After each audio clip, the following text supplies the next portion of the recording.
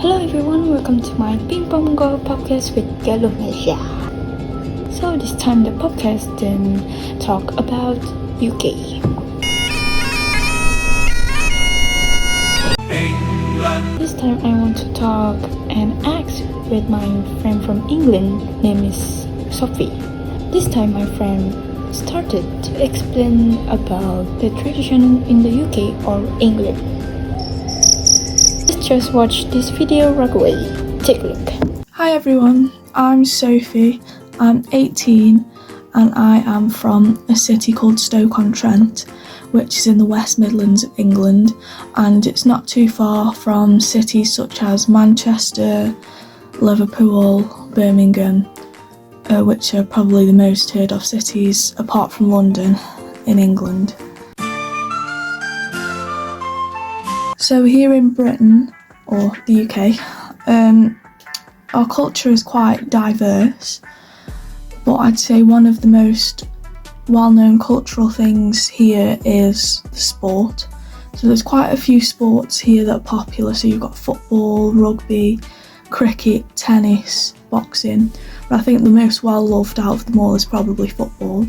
So there's the tier system for clubs. So you've got the Premier League, Championship, League One, League Two, the National League, and it goes down from there.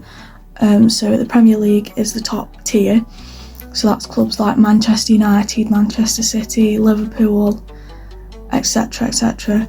And if you, at the top of the Premier League, you go on to play Champions League or Europa League. So those are European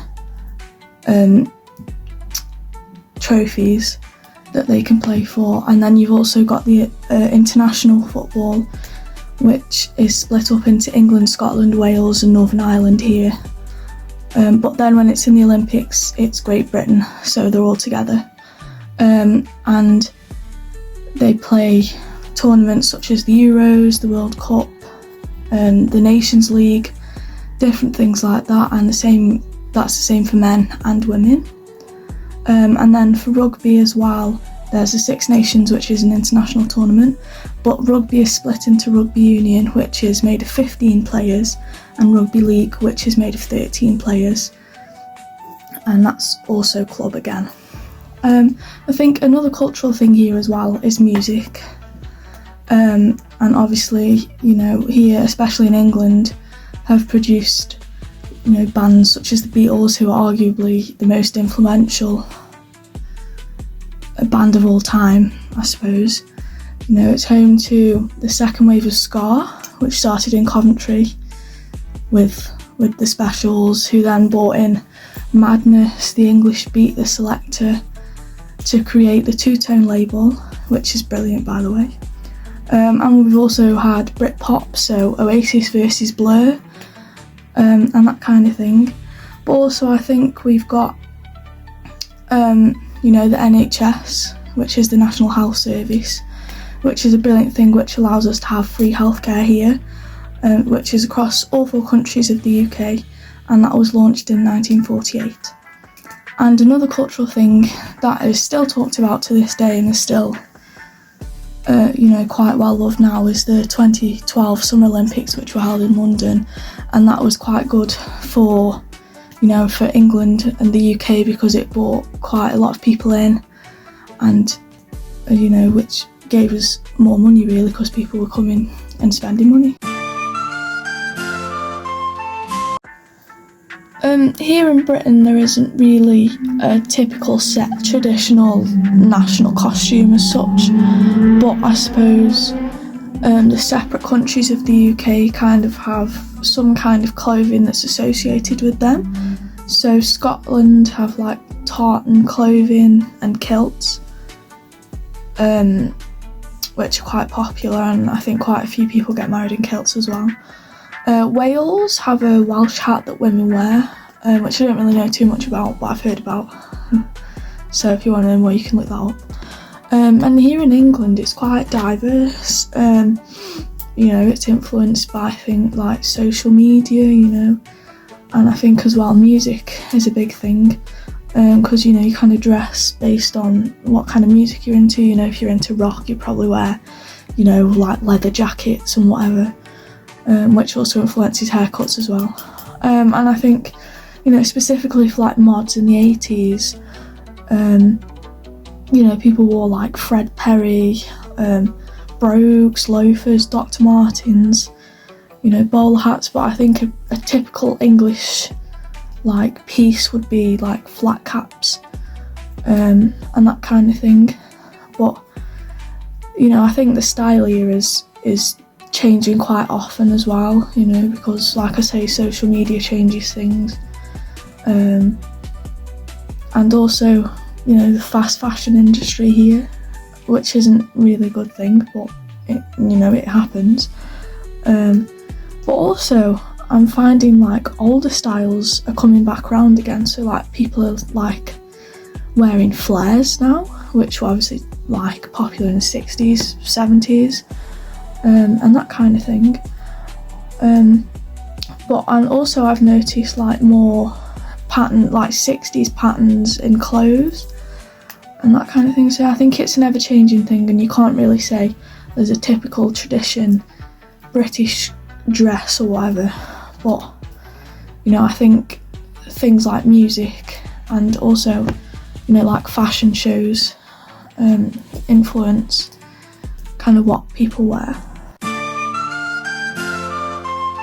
So here in Britain there are many foods that are well loved, and again it's also another thing that's quite diverse, because the people here will bring food from different countries and that kind of thing. So but I think like a traditional English, British food, whatever, would probably be fish and chips, let's be honest, because there's quite a few chip shops here, or as we would say, chippies, and I think fish and chips is probably the thing most people would go in for. And you can, people put salt and vinegar on the chips. You could have curry sauce, ketchup, anything really. But I think if you, especially when you go to the seaside, so you go to places like Blackpool, Brighton, Southport, that kind of thing, you'd go to a chippy, you get fish and chips, and then you go and sit by the beach, by the sea, try and not let a seagull eat chips. But no, I'd say that's probably one of the most popular things. But I think if you were to go and sit down in a cafe, a full English breakfast is another popular dish here. So that's made up of things like sausages, beans, toast. Some people have mushrooms, black pudding, hash browns, tomatoes, bacon. What else? I'm sure there's other things, but I can't remember. But no, that's another good thing that we have here. Another typically English thing would be tea, like cups of tea, that you'd have biscuits with, so you could have anything really. Digestives, typically English biscuit, I suppose, or you can have a digestive with chocolate on. Rich tea, which is just a plain biscuit, which is good for dunking in tea. And that would probably be like a typical afternoon thing, that would. So you have your lunch, or dinner as I say, and then a little bit later you probably have afternoon tea, and you can also have like scones with those, or cake, anything really, but I think the tea is the most typically English bit. And also, depending on which part of the country you're in, different counties or cities will have their own traditional food. So here in Stoke, where I'm from, so here and like Staffordshire, which is the county that we're in, like a traditional food would be an oatcake, which is it's a savoury pancake basically, so you could have any filling you want on it, but probably the most popular is cheese and sausage, or cheese and bacon, or even cheese, bacon and sausage. But you can have anything. You can have tomato, you can have, some people put jam on it, which I think is bizarre, but it's an option. But yeah, you can have anything on it really, so that's probably a Stokey thing. But where the different counties and things will have different foods. But also an oatcake in Scotland is a biscuit, so don't confuse a Scottish oatcake and a Staffordshire oatcake. But yeah, there you go, that's food. So here in England, there's loads of different festivals for loads of different things. There's food festivals, there's flower festivals, music festivals, loads of different ones. There's probably animal festivals that I really don't know of. But I think coming from a musician's point of view, my favourite festivals would be the music ones. I've never been to one, but I've seen them on TV, I've seen clips on social media, that kind of thing. But I think most well known would be Glastonbury. So each year they do that in the summer, and they have a mix of different musicians from different genres, different styles.